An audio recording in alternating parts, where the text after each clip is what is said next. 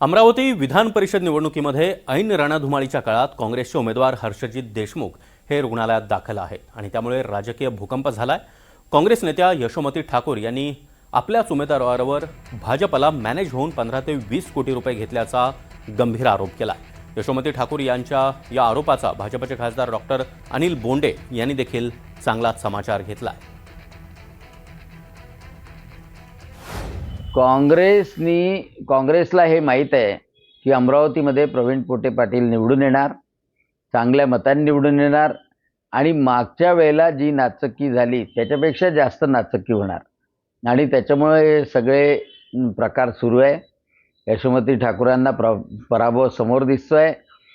पराभव समोर दिसला की त्यांना SIR आठवते, EVM आठवते, इलेक्शन कमिशन आठवते आणि आता ते काहीच नसलं तर आपला उमेदवारच गद्दार झाला, उमेदवारांनी पैसे खाल्ले, एवढ्यापर्यंत आरोप करायला ते मागं पुढं पाहत नाही।